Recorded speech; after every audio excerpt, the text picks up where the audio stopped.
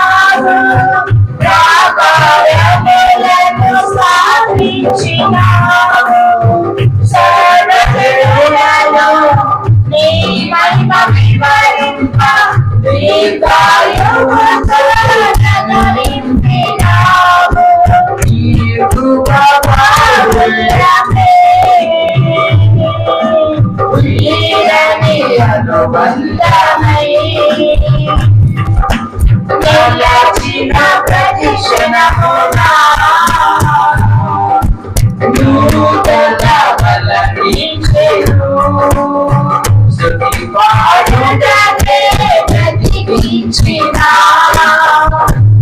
జీవనదాతవు నీవేనయ్యా. చెప్పండి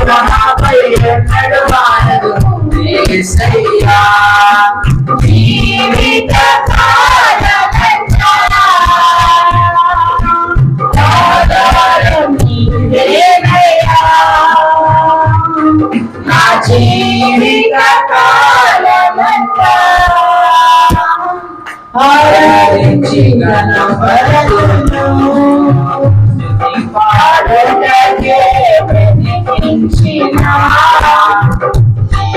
జీవనదాతవు నీవేనయ్యా నాపై ఉదయించే నీవైన కిరణాలు కనబడుగాయన నాకు కదినములు కాలను పొంది నీ కరుణాయుటకు లోకములో ఏర్పరచినావు నాపై ఉదయించే నీ మహిమ కిరణాలు కనబడుగాయన నాకు కదినములు తువలను పొంది నీ కరుణాయుటకు లోకములో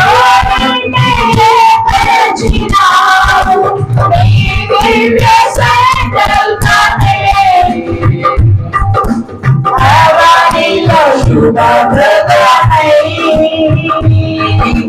రాజ్యమునకై నీకేన కలిగించెను స్తుతి పాడుటని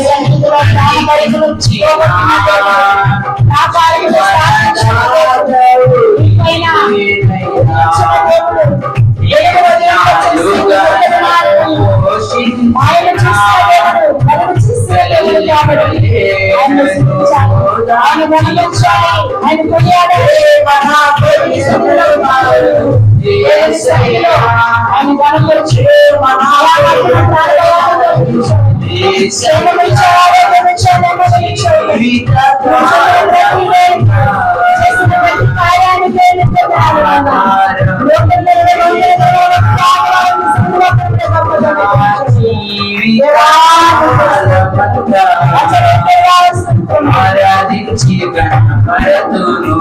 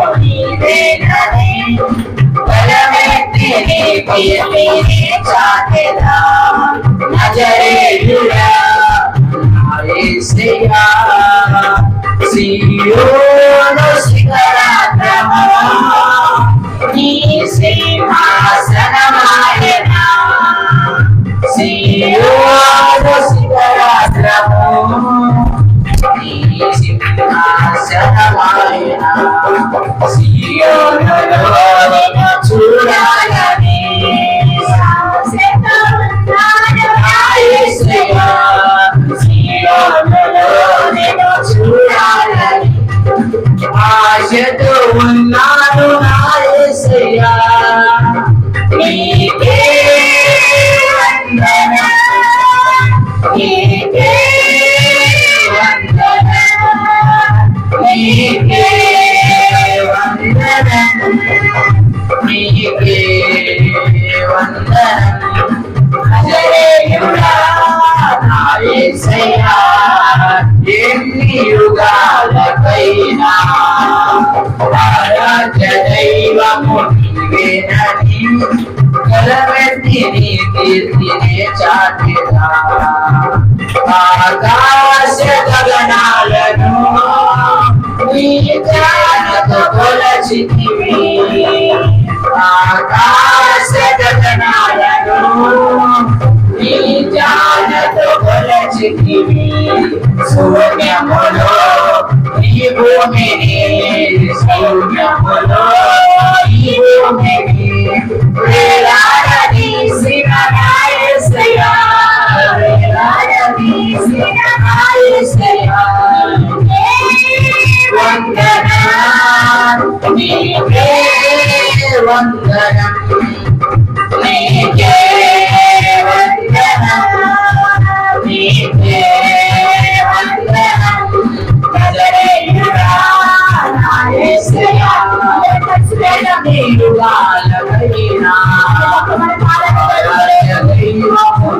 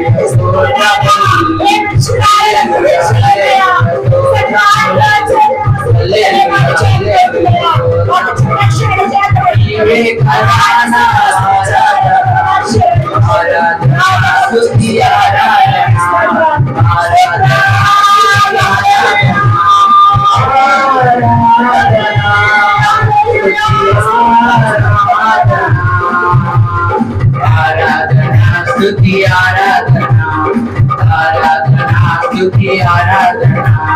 నీవే కదా నా ఆరాధన, నీవే కదా నా ఆరాధన, ఆరాధన స్తుతి ఆరాధన, ఆరాధన స్తుతి ఆరాధన, ఆరాధన స్తుతి ఆరాధన,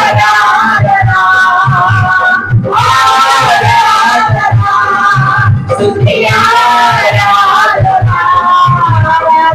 స్తుతి ఆరాధన, స్తుతి ఆరాధన. మహిమ నా యేసుకే, మహిమ మహిమ నా క్రీస్తుకే, మహిమ మహిమ యేసుకే, మహిమ మహిమ నా క్రీస్తుకే. హల్లెలూయా హల్లెలూయా స్తోత్రములు, హల్లెలూయా హల్లెలూయా స్తోత్రములు. కృపగలిగిన దేవుని సన్నిధిలో నూతనమైన నెలలో ఒక నూతనమైన దినాన్ని మనకు అనుగ్రహించి, ఒక నూతనమైన వారములో గత 8 నెలలు ఆయన రెక్కల కింద భద్రపరిచాడు. గత నెలంతా అనారోగ్య పరిస్థితుల్లో, ఇరుకులతో, ఇబ్బందులతో, కష్ట నష్టాలతో నలిగిపోయి ఉంటే వాటన్నిటినీ సమాప్తమవుతాయని వాక్యం ద్వారా సెలవిస్తున్న దేవుడు ఈ నూతన నెలలో నూతన దేవుని ఆశీర్వాదాలను కలుగజేస్తుంటున్నాడు. నూతనమైన ఆరోగ్యముతో, నూతనమైన ఆశీర్వాదాలతో, నూతనమైన కృపతో నిన్ను నింపాలని, నిన్ను ఆశీర్వదించాలని దేవుడు నిన్ను, నీ బిడ్డల్ని, నీ భర్తని, భార్యని కుటుంబంగా జ్ఞాపకము చేసుకొని ఆశీర్వదించాడు. దేవుని సన్నిధిలో ఉన్నటువంటి మనము ఎంతైనా దేవునికి కృతజ్ఞతాస్తుతులు చెల్లించవలసినటువంటి వారు ఉన్నాం.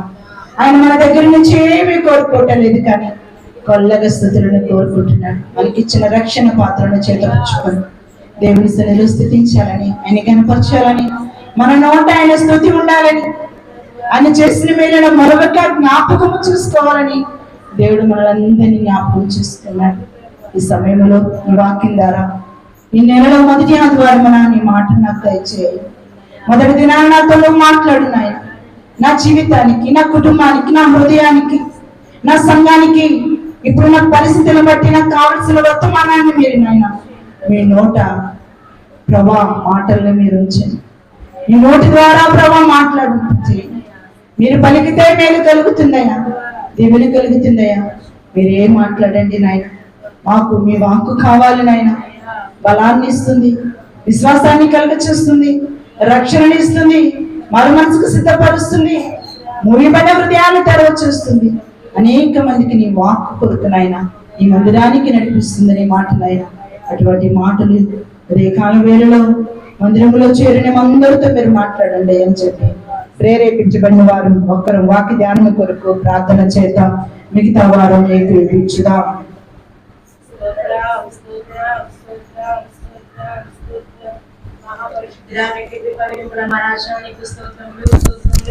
గడిచిన కాలం అంతా మీ కృపలో ప్రార్థనలు ఉంటాయా?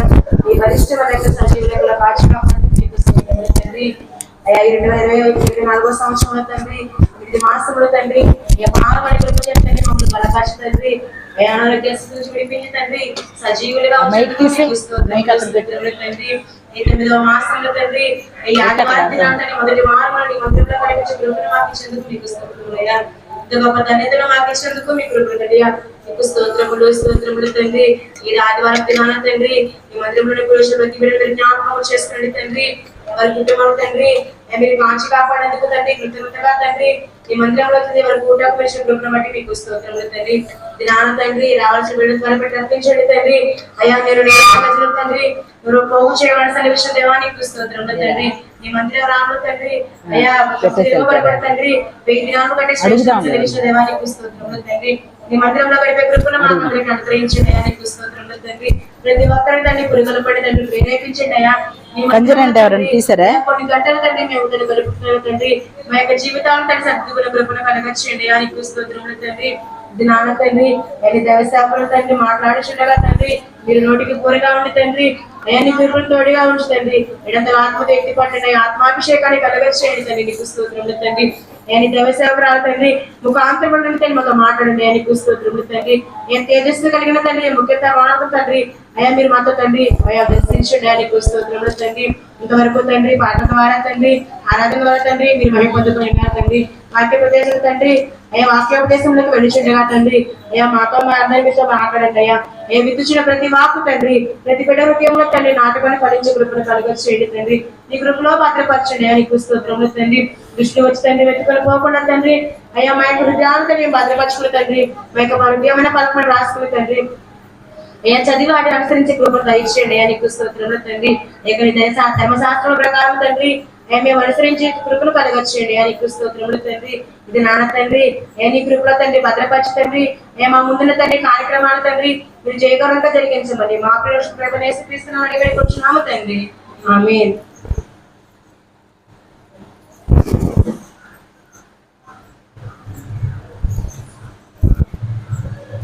హల్లెలూయా. పరిశుద్ధ గ్రంథములో నుండి కొద్ది మాటలు మనం ధ్యానం చేసుకోబోయే ముందు చిన్న సాక్ష్యాన్ని ఆలకించిన తరువాత దేవుని వాక్యాన్ని ధ్యానం చేసుకుందాం. మా చింతలే బాక్స్ ఇటు పెట్టము.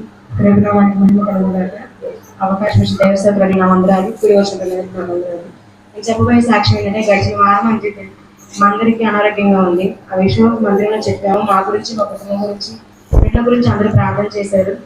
నేను అయినా తండ్రి ఎందుకో ఎప్పుడూ లేని వర్షాకాలం రాకముందే చాలా ఇబ్బంది పడ్డాను. అయినా కానీ డ్యూటీకి వెళ్తున్నా వస్తున్నాను. సడన్గా జ్వరం వచ్చేసింది. ఎందు నిమిత్తం అని చెప్పి నేను చాలా బాధపడ్డాను. బిడ్డలు చూస్తే బిడ్డలకు జ్వరాలు వస్తున్నాయి. నేను ఎందుకు తండ్రి నేనేమన్నా తగ్గిన చేసి నేను క్షమించయ్యా. నా ద్వారా తండ్రి నా బిడ్డలకు తండ్రి పచ్చదొప్పని కలిగించి నా బిడ్డలు స్వస్థపరచమని నేను దేవుని నడుపుకున్నాను. మందిరంలో అందరూ ప్రార్థన చేశారు. పాస్టర్ గారు ప్రార్థన చేస్తున్నారు. పాస్టర్ గారు ప్రార్థన చేశారు. 9లో ఇది తండ్రి, నేను నాకున్న అనారోగ్య స్వాస్థ్యం తప్పిస్తే మీ మందిరంలో సాక్షి చెప్పుకోండి అనుకున్నాను.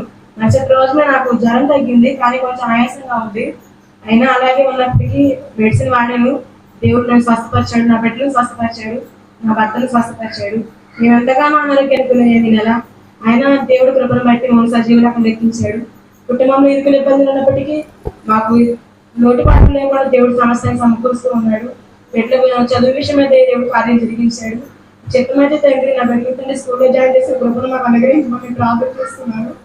మేము వచ్చిన దగ్గర నుంచి ఎంతగానో ఇరుకులు లేకుండా బాధపడుతూనే ఉన్నాను. కష్టపడడానికి ఇద్దరు కష్టపడుతున్నాం, కానీ దేవుడి మందిలోకి ఇద్దరు రాలేకపోవడం నాకు ఎంతగానో అసంతృప్తిగా ఉంది. ఈ చిత్తమైతే తండ్రి, నా భక్తులు కూడా దేవుడి మందిరానికి నడిపించడానికి అనిపిస్తుంది. నడిగిన ప్రాంతంలో నా కుటుంబం గురించి, నా భర్తల మందిరానికి నాతో పాటు రావాలని ప్రాంతంలో జ్ఞాపకం చేస్తుంది. తిండి వారి గురించి, పుట్టిన వారి గురించి మీరు ప్రాంతానికి జ్ఞాపకం చేస్తుంది. మందిరంలో ప్రతి ఒక్కరి గురించి నేను ప్రతి వ్యక్తిని ప్రాంతంలో జ్ఞాపకం చేస్తున్నాను. నా గురించి కూడా మీరు జ్ఞాపకం చేస్తున్నాను నేను నమ్ముతున్నాను. నాకు చెల్లి విషయమే గర్భాన్ని కలుగచ్చారని, అక్క విషయమే తన వివాహం జరిగించాలని, మా మధ్య భార్య గురించి కూడా ఈ గర్భాన్ని కలగాలి. నాకు వివాహం జరిగిన 4 సంవత్సరాలు అయిపోయింది. ఎందుకు మిత్రమా దేవుడు వారికి కార్యం జరిగించలేదు. వాళ్ళ విశ్వాసాలు అయినప్పటికీ దేవుడు వారికి ఎందులో కల్పనని కలిగి చేయలేదు. వారి గురించి మీరు జ్ఞాపకం చేస్తుంది. మందిరానికి ప్రతినిత్యం వెళ్ళడానికి సహాయం చేయాలని, మా కుటుంబంలో ఎంతో వారి కుటుంబం గురించి ప్రార్థన చేయమని చిన్న ప్రార్థన సాక్షి జీవించినాక ఇదేనా చేస్తారు. హల్లెలూయా.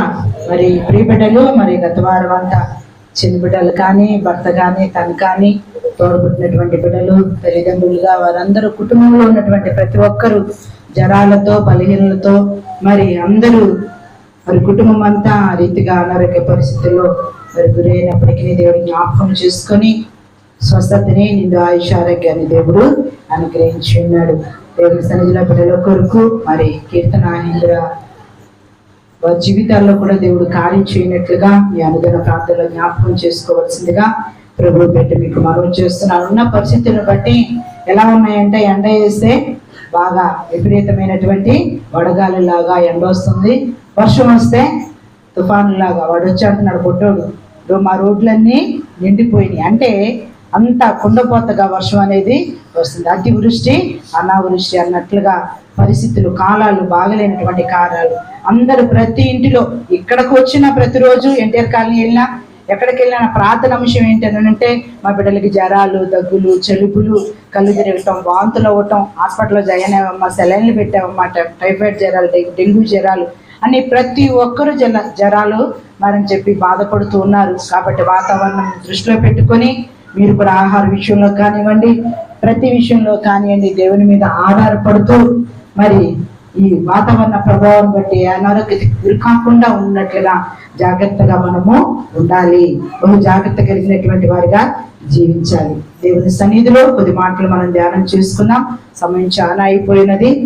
యెషయా గ్రంథము 60వ అధ్యాయము, యెషయా గ్రంథము 60వ అధ్యాయము 20వ వచనాన్ని మనం చదువుకుందాం. నీ సూర్యుడికను అస్తమింపడు, నీ చంద్రుడు క్షీణింపడు, యెహోవాయే నీకు నిత్యమైన వెలుగుగా ఉండును. నీ దుఃఖ దినములు సమాప్తములగును, నీ దుఃఖ దినములు సమాప్తములగును. పోయిన నెలలో మొదటి ఆదివారాన వాక్యం ఏం చెప్పుకున్నామో గుర్తుందా? దేవుడు చెప్పు. దేవునితో పోయిన వారము దేవునితో నడిచే వారంగా ఉండాలని. అయితే 8వ నెల మొదటి ఆదివారం నా దేవుడు మనకి ఇస్తున్నటువంటి వాగ్దానంగా ఒక మాటను మనం ధ్యానం చేసుకున్నాం. మన నివాస స్థలాలు వదిలినట్లుగా దేవుని సన్నిధిలో బతిమలాడుకునే వారంగా, జాగ్రత్తగా వెదికే వారంగా, పరిశుద్ధత పవిత్రత కలిగినటువంటి వారంగా ఉంటే మన స్థితి మొదట కొద్దిగా ఉండడం తుదొక మహావృద్ధిని కలగ చేస్తే దేవుడు. పోయిన వారంలో దేవునితో నడవాలి, దేవునితో నడిచినటువంటి మన పితరుల వలె, మన పితరులను ఏ రీతిగా దేవుడు ఆశీర్వదించాడో మనము కూడా ఆ రీతిగా ఆశీర్వదించబడినట్లుగా దేవునితో ఎలా నడవాలో కొద్ది వాక్యాన్ని మనము ధ్యానం చేసుకుని ఈ నెలలో దేవుడు మనకి ఇస్తున్నటువంటి మాట, మీ దుఃఖ దినాలు సమాప్తములగును. మీ దుఃఖ దినాలు సమాప్తము అగును. దేవుని సన్నిధిలో మన దుఃఖాన్ని దేవుడు ఏం చేస్తాడంట? సమాప్తపరిచే దేవుడు, తీసివేసే దేవుడు. అయితే దేవుడు మనల్ని ఆశీర్వదించాలి, దీవించాలి, జ్ఞాపకం చేసుకోవాలనంటే మన దుఃఖ దినాలన్నీ పోగొట్టుకొని ఆ దుఃఖ దినాలు మరలా మనం జ్ఞాపకము చేసుకోకుండా ఉండాలనంటే దేవుని సన్నిధిలో దేవునికి కూడా మనము ఇష్టమైనటువంటి బిడలంగా, దేవునికి నచ్చినటువంటి బిడలంగా, దేవుని ఆరాధించే వారంగా, గణపరిచే వారంగా, దేవుని మాటను మనం వినేవారంగా ఉంటే దేవుడు మనకి దుఃఖ దినాలు కలుగ చేయకుండా వాటిని సమాప్తపరిచే దేవుడు. ఈ నెలలో దేవుడు మనకి ఇస్తున్నటువంటి మాట, మీ జీవితాలలో, మీ కుటుంబంలో, సంఘములో దుఃఖ దినాలని సమాప్త పరుస్తాడు. అంటే దుఃఖం అనేది ఇంకా రానివ్వకుండా వాటిని సమాప్తపరిచే దేవుడు, ఆశీర్వదించే దేవుడు. కాబట్టి దేవుని సన్నిధిలో ఆ వాక్యము మన జీవితాల్లో నెరవేరినట్లుగా, ఫలించినట్లుగా మా జీవితంలో, మా కుటుంబంలో నెరవేర్చండి అని చెప్పి అనేది మనం ఏం చేయాలి? ప్రార్థన చేయాలి. వాగ్దానాన్ని చేత పట్టుకొని దేవుని సన్నిధిలో మనం ప్రార్థనలు చేసే వారంగా ఉండాలి. ఉంటే దేవుడు మనల్ని ఆశీర్వదిస్తాడు, దీవిస్తాడు. దేవుని సన్నిధానానికి వచ్చిన తరువాత దేవుని వాక్యాన్ని వింటున్న మనం బహు జాగ్రత్తగా ఉండాలి. బహు జాగ్రత్తగా కూర్చోయ్.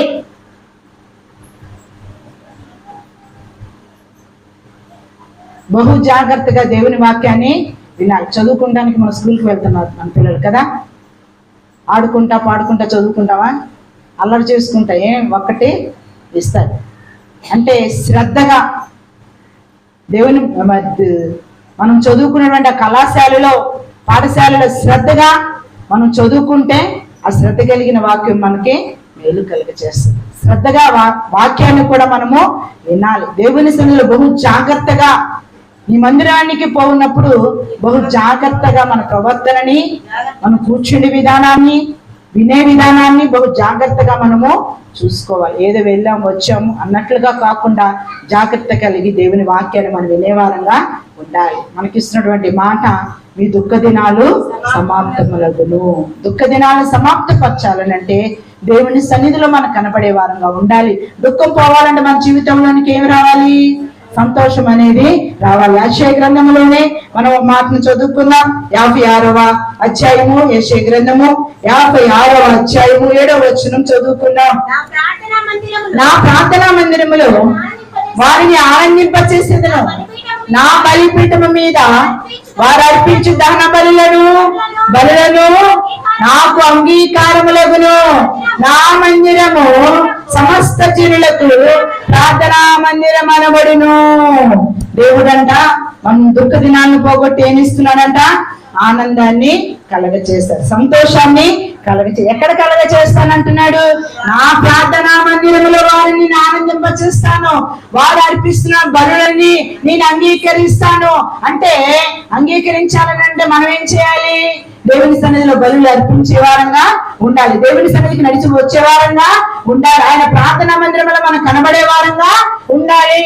మన దుఃఖ దినాలు సమాప్తములు అవ్వాలని అంటే పాస్టర్ గారు ఒక మాట చెప్పారు, ఈ నెలలో ఒక వాగ్దానంగా, ఒక మాటగా చెప్పారని చెప్పి ఆ మాటను తీసుకొని వెళ్ళి ఏదో ఇంట్లో పెట్టుకొని ఉండటమే కాదు. కానీ మన దుఃఖ దినాలన్నీ సమాప్తములు అవ్వాలంటే, మన దుఃఖ దినాలను పోగొట్టుకోవాలంటే, మన దుఃఖ దినాలన్నిటిని మరలా మనం చూడకుండా ఉండాలని అంటే సంతోషం అనేది మన జీవితంలోనికి రావాలి, మన కుటుంబంలోనికి రావాలి. మనము సంతోషించే వారంగా ఉండాలి. ఆనందంలో మనము మరి ఉండే వారంగా, గడిపే వారంగా ఉండాలి. అది ఎవరు ఇస్తారు? ఎక్కడ కలుగుతుందని అంటే, నా ప్రార్థనా మందిరములో నేను వారిని ఆనందింపచేస్తాను, సంతోషపరుస్తాను. అంటే దేవుని సన్నిధికి మొదటిగా మనం వచ్చే వారంగా ఉండాలి. ఆయన ప్రార్థనా మందిరంలో మనం కనబడే వారంగా ఉండాలి.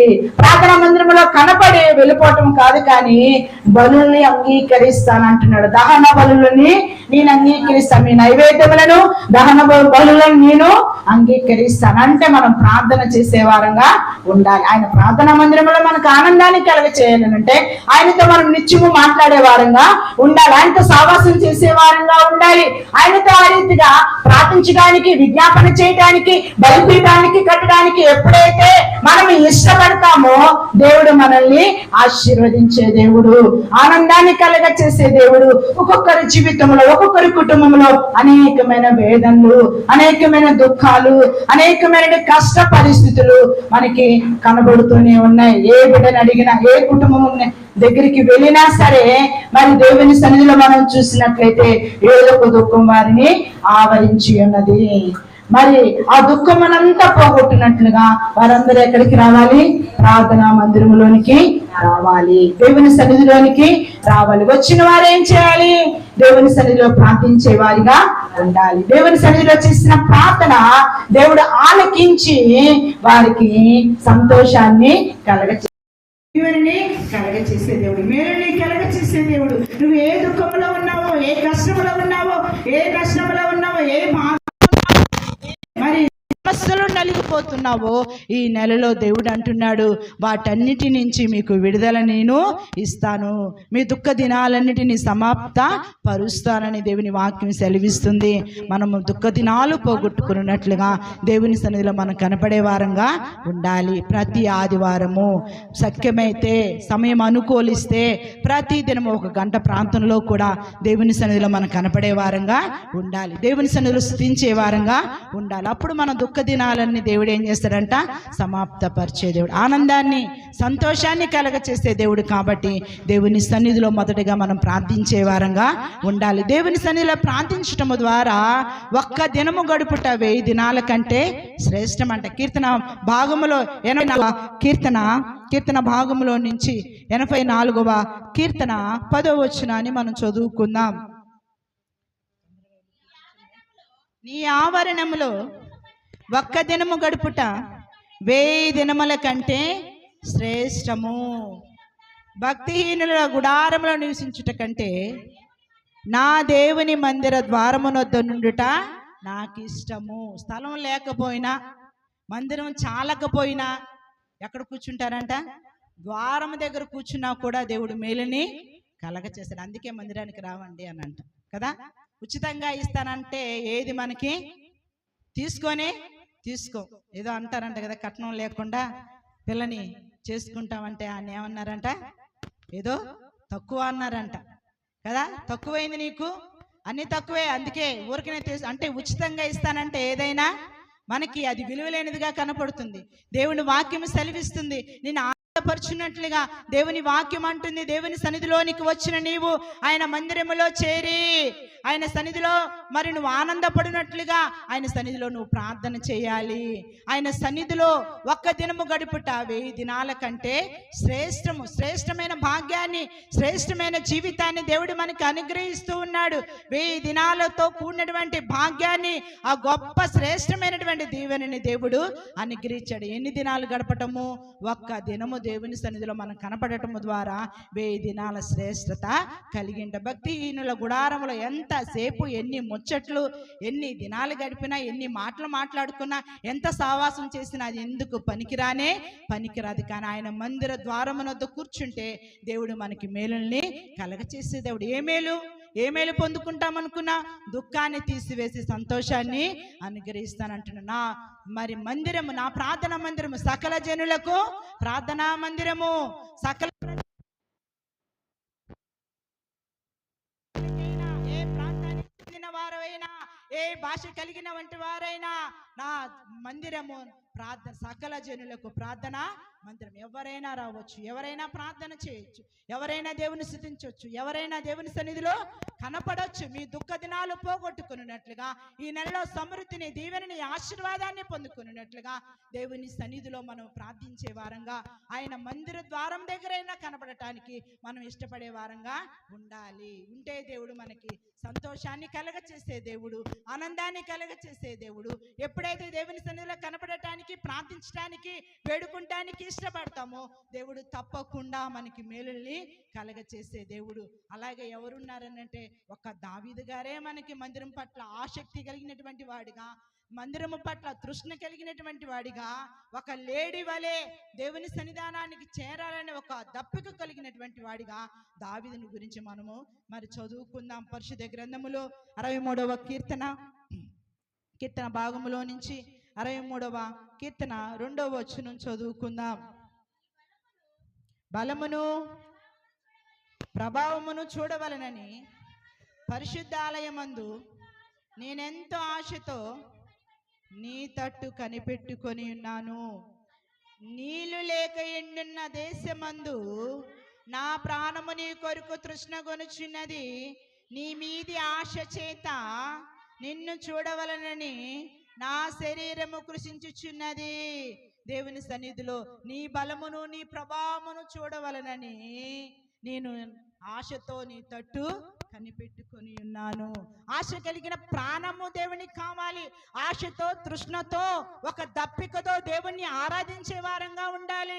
నెలలో ఒక వారం వెళ్దాంలే, 2 వారాలు వెళ్దాంలే, కుదిరితే వెళ్దాంలే, వాతావరణం అనుకూలిస్తే వెళ్దాంలే అన్నట్లుగా ఉండటం కాదు. కానీ దావీదుకు వలె దేవుని సన్నిధిలో ఒక తృష్ణ కలిగినటువంటి వారంగా, ఒక వాంఛ కలిగినటువంటి వారంగా, ఒక ఆశ కలిగినటువంటి వారంగా ఆయన మందిరములో మనం చేరి ఆయన గణపరిచే వారంగా ఉండాలి. దావీదు ఆశ ఏమైనదంటే, ఈ దప్పిక ఏమైనదంటే, నీ సన్నిధానాన్ని నేను చూడాలయా, నిన్ను చూడాలయా, నిన్ను ఆరాధించాలయా, నీ మందిరానికి రావాలయా. అబ్బా వర్షం వచ్చేసింది నిన్నటి నుంచి, వెళ్ళకపోయినా బాధలేదు. పాస్టర్ గారు అడిగినా ఏమని చెప్పొచ్చండి, బాగా వర్షం పడిపోయిందండి. పొయ్యిలేలుగా అంటారా, పిల్లలు అంటారా, పనులేని అంటారా, అవలేదని చెప్పేయచ్చు. అది మన ఆశ, అది మన కోరిక. ఎక్కడండి పాస్టమ్మ గారు, పనులు ఎక్కడయ్యాయని వస్తాం. ఎంతసేపు పాటలు పాడామని తెలుసా? ఈరోజు గంట పైనే మేము ఎప్పుడు చినుకు ఆగిద్దాం అప్పుడు మందిరంలో చేరుదాం. అప్పుడు దేవుని సన్నిధిలో ముందుగానే వచ్చేద్దాం. ముందుగానే వస్తే ఒక ఇబ్బంది లేకుండా ఉంటుంది. ఎందుకనంటే వర్షాన్ని తడవకుండా, వర్షాన్ని తడిసిన కాడేసి మళ్ళీ ఇంకో చోటకి వెళ్ళాలి. ఎక్కడికి వెళ్ళాలి? హాస్పిటల్కి వెళ్ళాలి. వర్షం తడిచిన కాడి నుంచి ఎక్కడికి వెళ్ళాలి? మళ్ళీ జలుబులు దగ్గులు జ్వరాలతో మళ్ళీ హాస్పిటల్కి వెళ్ళాలి. అటువంటి పరిస్థితి కాకుండా ముందుగానే వెళ్ళాలి. వీళ్ళను కూడా నేను చెప్తూ ఉన్నాను, తొందరగా రెడీ అవ్వండి, మనం వెళ్ళి మనము స్టార్ట్ చేయాలి. నిన్న కాలేజీకి సెలవు ఇచ్చారు. బాగా మంచి వర్షం పడటం వల్ల ఎగ్జామ్ కూడా ఆపేసామని చెప్పి స్కూల్కి కాలేజీకి సెలవు ఇచ్చారు. రేపటి దినాన్ని పంపించండి అంటే ఆదివారం మేము పంపించాం. వర్షం అయినా ఈ దినమే పంపిస్తాం. ఆదివారం మాత్రం మేము పంపిస్తాం. కావాలంటే మధ్యాహ్నం నుంచైనా ఎగ్జామ్ రాయటానికి అవకాశం ఇవ్వండి, వచ్చి ఎగ్జాము రాస్తుంది. ఏంటండి మేడం అలా మాట్లాడుతున్నారు? అలానే దేవుని సన్నిధిలో ప్రకటించే వారం, దేవుని సన్నిధిలో మేమే ప్రార్థన జరపాలి. దేవుని మందిరానికి మొదటిగా మేము వెళ్ళాలి. మేము వెళ్ళి అక్కడ పరీక్షలు రాస్తే మా ఊళ్ళో చేంజ్ చేస్తారు. మా బిడ్డలైనా మేమైనా ఆదివారం ప్రార్థన మందిరంలో ఉండాలి. దేవుని సన్నిధిలో ప్రార్థించాలి, వేడుకోవాలి. ఆయన చేసిన మేళ్ళన్నిటిని గణపరిచే వారంగా మేము ఉండాలని చెప్పి రామని చెప్పాం. 10:15కి వాళ్ళ మెసేజ్లన్నీ 10 దాటిన తర్వాతే వస్తాయి. మరి ప్రిన్సిపాల్ గారు రేపు కూడా వర్షం కారణాన్ని బట్టి సెలవు ప్రకటన. నువ్వు సెలవు ఇవ్వకపోయినా మేము సెలవు తీసుకుంటాం. కానీ దేవుడు ఏం చేశాడు? సెలవు ఇప్పించాడు. ఆదివారాలు పరీక్షలు ఏంటి, ఆదివారాలు కాలేజీలు ఏంటి, మేము అప్లికేషన్ రాసి చెప్పే ఆ సమయంలోనే మేము చెప్తాం ఏంటంటే, కాలేజీలకు కానీ స్కూల్కి కానీ ఆదివారము రాము, మా పిల్లల్ని పంపించము, ఆ దినాన మేము రాము. మనమైతే ఆదివారం అంటే ఒక లెక్క లేకుండా ఉంటాం, లెక్క చేయనటువంటి పరిస్థితుల్లో ఉంటాం. ఆదివారం అంటే వచ్చే ఆదివారం వెళ్ళొచ్చులే, ఇది మొదటి వారమేగా, మొదటి దినమేగా, ఇంకా ఎన్ని వారాలు ఉన్నాయి ఈ నెలలో? ఒక 3 ఉన్నాయో 4 ఉన్నాయో, ఏదో చివరి దినమైన ఆదివారం వచ్చినా ఒక వారము, మిగతా వారాలన్నీ అంటే దేవుని సన్నిధిలో ఆయన ఆవరణములో ఒక్క దినము గడుపుట 1000 దినాల కంటే శ్రేష్టం. అంటే ఒక్క వారం పోగొట్టుకుంటే మనం ఏం పోగొట్టుకుంటున్నాం? 1000 దినాల శ్రేష్టతని కోల్పోతున్నాం. మనం ఒక వారం చూస్తున్నాం, మిగతా 3 వారాలు కనపడుతున్నాయి మనకి. కానీ దేవుని సన్నిధిలో ఆ ఒక్క దినము కనపడపోవటము ద్వారా ఆ శ్రేష్టమైన భాగ్యాన్ని మనం పొందుకోలేకపోతున్నాం. ఒక శ్రేష్టమైన భాగ్యాన్ని కల్పించుకోలేకపోతున్నాం. అందరూ అంటారు శనివారం వరకు ఏ పనులు ఉండవండి, శనివారం సాయంకాలం నుంచి ఏమొస్తాయంట? పనులకి వెళ్ళటానికి పిలుస్తారండి, లాక్కెళ్తారండి, తీసుకువెళ్తారండి. అది ఒక నీకు పరీక్ష, దాన్ని నువ్వు దాటాలి. దేవుని మందిరానికి నేను వెళ్ళాలి, ఆదివారం కనపడాలి. దేవుడు నాకు ఇన్ని మేలు చేశాడు, ఆయుష్నిచ్చాడు, ఆరోగ్యమునిచ్చాడు, నా కుటుంబాన్ని జ్ఞాపకము చేసుకున్నాడు. కాబట్టి ఆయన ప్రార్థనా మందిరంలో నేను ప్రార్థించాలి. నా దుఃఖ దినాలన్నీ సమాప్తములగాలంటే, సమాప్తపరచబడాలంటే, నేను సంతోషముగా దేవుని సన్నిధిలో కనపడాలంటే ఆయన సన్నిధిలో ప్రార్థించడానికి ఆదివారం మందిరానికి నేను వెళ్ళాలి. అదొక ఆజ్ఞ. దేవుడు ఒక మాట చెప్పడం కాదు, 6 దినాలు మనమంట ఏడవ దినమున దేవుని దినం. 7వ దినాన అది మొదటి దినముగా, పునరుద్ధాన దినముగా, ఆదివారమున దేవుని సన్నిధిలో మనం కనబడే వారంగా ఉండాలి. మన దుఃఖ దినాలు సమాప్తమున అంటే దావీదుకు వాళ్ళ యొక్క ఆశ కలిగినటువంటి ప్రాణాన్ని మనం కలిగినటువంటి వారంగా ఉండాలి. నీ మందిరం మీద ఉన్న ఆశ చేత కనిపెట్టుకొని ఉన్నాం. దేనికోసం కనిపెట్టుకొని ఉంటున్నాడు? ఆయన మాట కోసము కనిపెట్టుకొని ఉన్నాడు. ఏం మాట్లాడతావయ్యా? నా జీవితంతో, నా కుటుంబంతో, నా బిడ్డలతో, నాకున్న ప్రస్తుత పరిస్థితిలో ఈ దుఃఖ సమయాల్ని పోగొట్టినట్లుగా నాతో ఏం మాట్లాడతావయ్యా అని చెప్పి దావీదు దేవుని మాట మీద ఏం పెట్టుకున్నాడంట? ఆశ పెట్టుకొని ఉన్నాడు. మనము కూడా మన దుఃఖ దినాలు పోగొట్టుకున్నట్లుగా దావీదుకున్న ఆశను మనం కలుగ చేసుకునే వారంగా ఉండాలి. ఉంటే దేవుడు మనల్ని ఆశీర్వదిస్తాడు. ఒక లేడి వలె దప్పికొని ఉన్నాడు. దప్పిక చేత, ఆశ చేత నీ మందిరములో ప్రభావమును నేను చూడాలని నేను ఆశను పెట్టుకొని ఉన్నానయ్యా.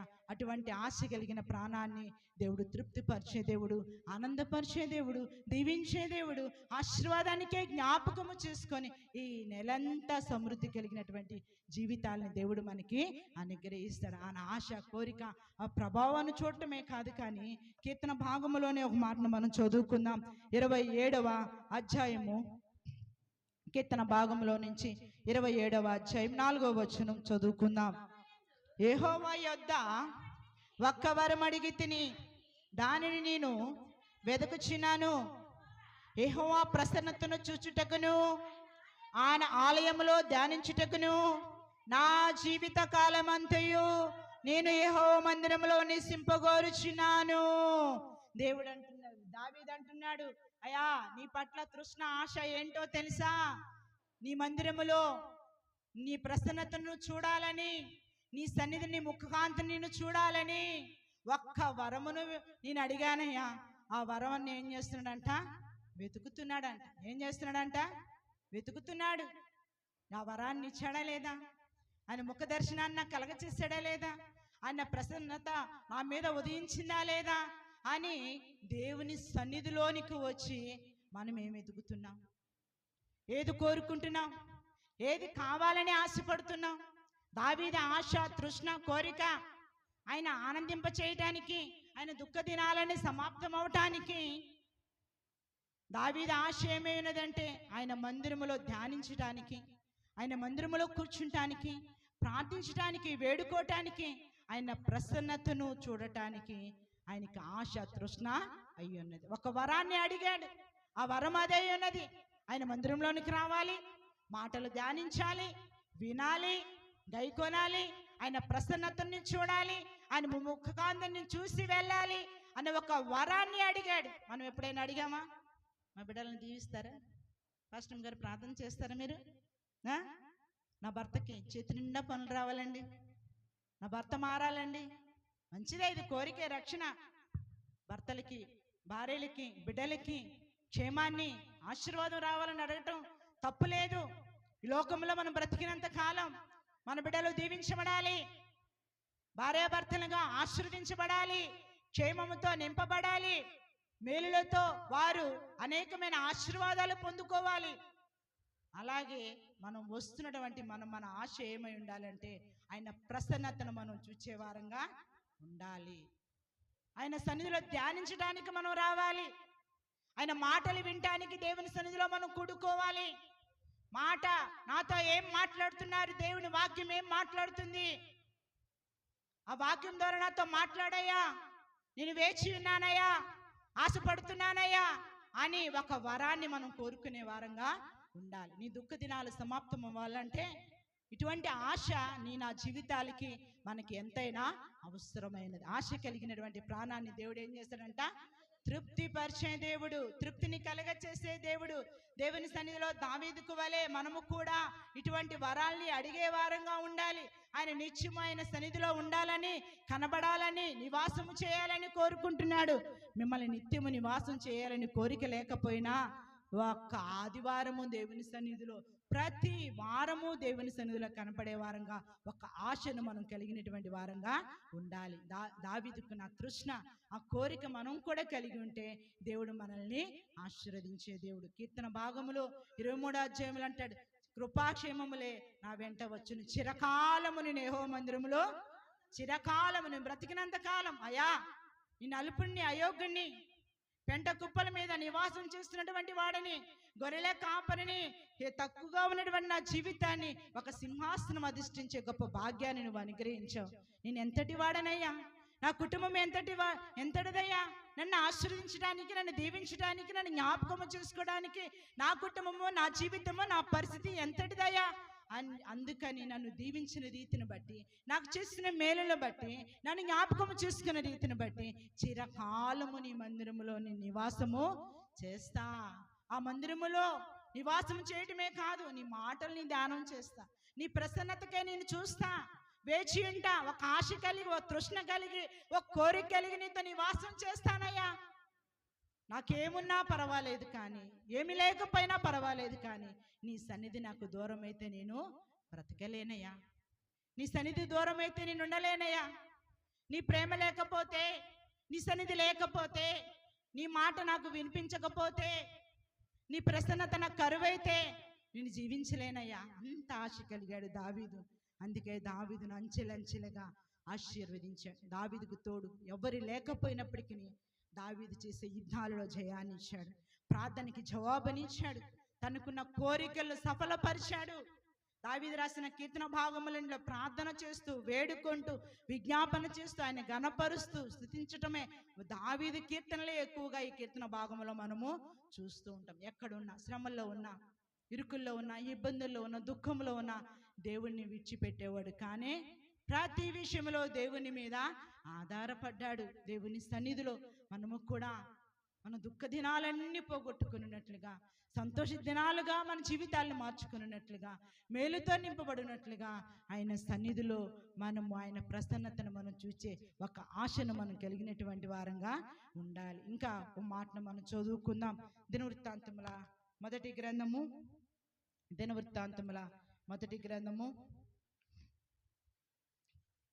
29వ అధ్యాయము, 29వ అధ్యాయము 3వ వచనాన్ని మనం చదువుకుందాం. మరియు నా దేవుని మందిరము మీద నా కలిగి ఉన్న మక్కువ చేత నేను ఆ ప్రతిష్ఠితమైన మందిరము నిమిత్తము సంపాదించిన వస్తువులు గాక నా సొంతమైన బంగారమును వెండిని నా దేవుని మందిరము నిమిత్తము నేనిచ్చేదను. దేవుని మందిరం మీద ఏముందంట? ఆయనకి మక్కువ, ప్రేమ, వాంఛ, కోరిక. దేవునికి ఇచ్చే కాకుండా ఆయన దేంట్లో ఇస్తున్నాడంట? మాకున్న బంగారం ఏమంటారా పాస్టర్ గారు? నీ ఎంత కష్టపడ్డావు అనుకున్నావు రాత్రి పగలు? నా భర్త ఎంత కష్టపడి తీసుకొచ్చాడు అనుకుంటున్నారు? వెండి బంగారాలు ఏమంటారా? దావీదు కోటీశ్వరుడు అండి, అందుకే ఆయన ఇచ్చాడు. మేమీలేం, సంవత్సరానికి ఒక వస్తువు, 2 వస్తువులు ఏదో కొనుక్కుంటాం, అవి కూడా దేవునికి అంటే ఇవ్వకపోతే మక్కువ లేదనా మీరు అంటారా? దావీదు ఇచ్చిన రీతిగా మేము ఇయ్యాలంటారా? అంటే దావీదుకి అటువంటి మక్కువ ఉన్నది. దావీదుని అడగట్లే దేవుడు వెండి బంగారాలు, మనల్ని అడుగుతున్నాడా? వేలాది దూడలను, వేలాది పొట్టేలను, ఏడాది దూడలను అడుగుతున్నాడా దేవుడు? విస్తార తైలములు అడుగుతున్నాడా? నిన్ను నన్ను అడుగుతున్నది ఒకటి, మన హృదయాన్ని దేవుడు అడుగుతున్నాడు. హృదయాన్ని ఆయనకి ఇమ్మంటున్నాడు. హృదయంతో ఆయన గణపరచాలని, ఆయన స్తుతించాలని, ఆయన మందిరంలో కనబడాలని, ఆయన వారంలో ఒక్క దినం ఆయన మందిరంలో కూడుకోవాలని దేవుడు అడుగుతున్నాడు. దాని మీద కూడా మక్కువ లేకపోతే, ఆ 1 గంట 2 గంటల ఆరాధన మీద మక్కువ లేకపోతే ఎలాగో మనము మన దుఃఖ దినాల్లో పోగొట్టుకున్న సంతోష దినాల్లోనికి వెళ్తాం? ఎలాగ సంతోష దినాలను మనం గడుపుతూ ఉంటాం? మనకున్న దుఃఖాల నుంచి, కీడు నుంచి తప్పించబడినట్లుగా, మన దుఃఖ దినాలన్నీ పోగొట్టుకున్నట్లుగా దేవుని సన్నిధి మీద మనకేముండాలంట? మక్కువ. దావీదును ఆశీర్వదించాడు దేవుడు. ఎంత గొప్పగా ఆశీర్వదించాడు అంటే అంత గొప్పగా ఆశీర్వదించాడు. ప్రతిష్ఠితమైన మందిరాన్ని. ఆ మక్కువ ఎలా ఉందనంటే, నేనైతే సరంబి వేసినటువంటి ఇంటిలో ఉన్నాను, నా మందిరము ఒక టెంట్ గుడారములో వేయబడి ఉన్నది. వర్షానికి తడుస్తుందయ్యా, అనేక మంది కూర్చొని సమాజంగా కూర్చొని ఆరాధించడానికి వీలు లేని మందిరంగా ఉందయ్యా. ఆ మందిరాన్ని నేను కట్టాలి. ఎలా కట్టాలి? నా వెండి బంగారము కొంత ధనాన్ని తీసుకొని ఆ మందిరానికి ఇవ్వాలని మక్కువ కలిగి ఉన్నాడు.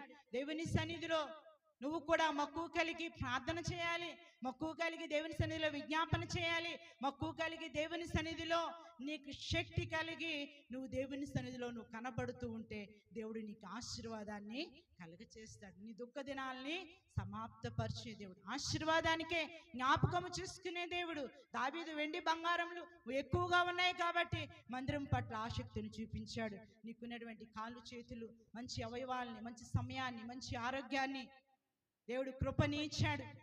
దేవుని సన్నిధికి వెళ్ళనీయకుండా ఎటువంటి ఆటంకం లేని మంచి పరిస్థితిని ఇచ్చాడు. ఆ పరిస్థితికి ఆ మక్కువతో దేవుని సన్నిధిలో మనం ప్రతినిత్యము కనబడే వారంగా ఉండాలి. దేవుని ఆరాధించడానికి సమయానికి వచ్చే వారంగా ఉండాలి. దేవుని సన్నిధిలో మక్కువతో దేవుని సన్నిధిలో మనం కనబడే వారంగా ఉండాలి. ఎప్పుడు దేవుని సన్నిధికి వెళ్ళాలి, ఎప్పుడు దేవుని సన్నిధిని ప్రార్థించాలి, వేడుకోవాలి, ఆయన సన్నిధిలో ఎప్పుడు నివాసం చేయాలి, కూర్చోవాలి, మోకరించి దేవుని గణపరచాలని ఒక ఆశ తృష్ణ మనము కలిగినటువంటి వారంగా ఉండాలి. దావీదు ఒక్కడే నిర్ణయం తీసుకున్నాడు. వారు రావట్లేదు, ఎవరు రాలేదుగా, అరే చిన్నోడా బుడ్డోడా వెళ్ళి చూడరా, పాటలు చాలా పాడేశారు, ఎవరైనా వచ్చారా, ఎవరు రాలేదు మమ్మీ, ఎవరు రాలేదా, మనం కూడా వెళ్ళదులే, మనం కూడా లాస్ట్లో వెళ్దాం, ఎవరన్నా వస్తే వెళ్దాం. కానీ దావీదంట, నేనైతే నా దేవుని మందిరములో పచ్చని ఒలివ మొక్క వలె ఉంటా. ఒక వ్యక్తిగా దేవుని సన్నిధిలో మనం నిర్ణయం తీసుకునే వారంగా నా మటుకు నేను మొదటిగా వెళ్తా, నా మటుకు ఈ ఆదివారం దేవుని సన్నిధిలో స్తుతిస్తా, గణపరుస్తా, మొదటిగా దేవుని సన్నిధిని కనబడతా. ఆ మటుకు మనం మక్కువ కలిగినటువంటి వారంగా ఉండాలి, దేవుని సన్నిధిలో కనబడే వారంగా ఉండాలి, దేవుని సన్నిధిలో అటువంటి ఆశ మనకు కలిగినటువంటి వారంగా ఉండాలి. అటువంటి ఆశను మనము దేవుని పట్ల చూపించే వారంగా ఉంటే దేవుడు మనల్ని అన్ని రీతిలుగా ఆశీర్వదించే దేవుడు, దీవించే దేవుడు, జ్ఞాపకం చేసుకునే దేవుడు. కాబట్టి దేవుని సన్నిధిలో ఉన్నటువంటి మనము ఆశ తృష్ణ మనకి కావాలి. నిన్నటి దినాన ఒక పని జరిగింది మా ఇంట్లో. ఏంటనంటే వంట కార్యక్రమం అంతా అయిపోయిన తర్వాత సెలవులు కదా, గిచ్చుకుంటా గిల్లుకుంటా కీచులాడుకుంటా ఉన్నారు. ఇద్దరు చెరవు ఫోన్లు తీసుకొని ఆడుకుంటున్నాను. నేను కొంతసేపు అట్లాగా విశ్రాంతి తీసుకుందామని నిద్రలోనికి వెళ్ళా. అర్ధగంటలోకి మా ఓడు ఏం చేశాడంటే నా యూట్యూబ్ ఛానల్ అంతా డిలీట్ చేశాడు. ఏం చేశాడు, 130 వీడియోలు చేశా. నాకు కష్టం కనపడుతుంది, బాధ, ఏడుపు వస్తుంది. ఏం చేయాలి, ఏమనాలి, ఎందుకు ఇలా చేసావని అంటే దాంట్లో 3000 ఫోటోలు ఉన్నాయంట. వీడియోలు అప్లోడ్ అవ్వటానికి, వీడియోలు చేయటానికి అది సహకరించదు. దాని సామర్థ్యం ఎంతో, అది ఎంత జీబీనో అంతే వెళ్తుంది. మనం ఎంత ఎక్కువగా దానికి నెట్టినా అది రానే. మీ సామర్థ్యం ఎంతో, ఎంతసేపు వాక్యం చెప్తే వింటారో అంతవరకే వింటారు. మితిమీరితే వింటారేంటి? పాస్టర్ గారు లేరు, పాస్టర్ గారు లేరు, సంఘ పెద్దలు లేరు, పక్క విశ్వాసులు లేరు, ఏం లేరు. వర్షం అవుతుంది, వరద వచ్చింది, రోడ్లని నిండిపోయినాయి. ఇల్లులు కొట్టి మా పిల్లోడిని అడుగుతుంటే ఇల్లులు మునిగిపోయినాయి అంటే, ఇల్లులు బాగానే ఉన్నాయి మా ఇల్లులు, రోడ్లు ఒక్కటే మునిగిపోయినాయి. భలే స్పష్టంగా మాట్లాడుతున్నాడు వాడు. అయితే ఆశ అన్నమాట. 130 వీడియోల నుంచి చేసి అప్లోడ్ చేశాను. 3 నెలల్లో అలా జరిగినాయి. 5000 వ్యూస్ వచ్చాయి, కొన్ని లైక్స్ వచ్చాయి. అంటే వాటి కోసం నేను చేయలేదు, కానీ 5000 మందికి వెళ్ళి నేను ప్రకటన చేయలేదు. ఫోన్ ద్వారా అయితే 5000 మందికి ఒక సువార్త అనేది వినిపించాలని ఒక ఆశ కలిగి, ఒక కోరిక కలిగి, ఒక్క దినంలోనే ఒక ఆలోచన చూసుకొని వెంటనే మనం యూట్యూబ్ ఛానల్ని అప్లోడ్ చేసాం. మీకు కూడా చెప్దాం అనుకుంటున్నాను, ప్రతి వారము వెళ్ళిపోతున్నాను. ఎందుకు చెప్దామంటే షేర్ చేయండి, సబ్స్క్రైబ్ చేసుకోండి అని చెప్దామని అనుకుంటున్నాను. కానీ నిలబడ్డప్పుడల్లా మర్చిపోయి వెళ్ళిపోతున్నాను నేను. అయితే అది చేసుకున్నాను. సువార్త వినిపించబడాలి, నీకు ఇంకా మరి సబ్స్క్రైబర్స్ ఎక్కువ రాలేదు అది చెప్తూ ఉంటారు పిల్లలు. రాపైన పర్వాలేదు, దేవుని మాటలు వాళ్ళు వింటే చాలు. ఎంతమంది విన్నారో వింటే నాకు చాలు. దానివల్ల దేవుడు నన్ను పోషించే దేవుడు, నా పోషణకర్త, నా అవసరాలను అక్కర్లను తీరుస్తున్న ప్రభు అయిన యేసయ్య. ఆయన మీద నా నమ్మకం, ఆయన మీద నా ధ్యానం, నా ధ్యాస సమస్తము. దేవుడు నన్ను ఎలా నడిపించాడనంటే, ఏ విషయంలోనైనా దేవుని మీద ఆధారపడి ఆయన సన్నిధిలో కనపడితే, విజ్ఞాపన చేస్తే, వేడుకుంటే, ప్రార్థిస్తే నా అవసరాలను ఇప్పటి వరకు దేవుడు తీరుస్తూ, వాటిల్లో నుంచి బయట వేస్తూ, మేలులతో, దీవెనలతో, ఆశీర్వాదాలతో నా ప్రభు అయిన యేసయ్య తప్ప నన్ను ఎవరు నాకు సహాయపడనే పడట్లేదు. దేవుని సన్నిధిలో ఈనాటికి కొద్ది దినాల నుంచి, కొన్ని నెలల నుంచి దేవుని సన్నిధిలో ప్రతి అవసరత కొరకు దేవుని దగ్గర చేయి చాపి అడగటమే నేను అటువంటి పరిస్థితుల్లోనికి దేవుడు నన్ను తీసుకొని వచ్చాడు. దేవుని సన్నిధానములో ఆ రీతిగా నేను ఎదగటం ఎంతో సంతోషంగా, నా శ్రమల్లో అతిశయపడుతూ ఉన్నాను. నాకు శ్రమ వచ్చిందా, అవసరత వచ్చిందా, కష్టం వచ్చిందా, దేవా నిన్ను అడుగుతున్నా, నువ్వు కార్యం చేయి, నువ్వు కార్యం చేసే దేవుడివి అని చెప్పి దేవుని మీద ఆధారపడతాం నేర్చుకున్నాను.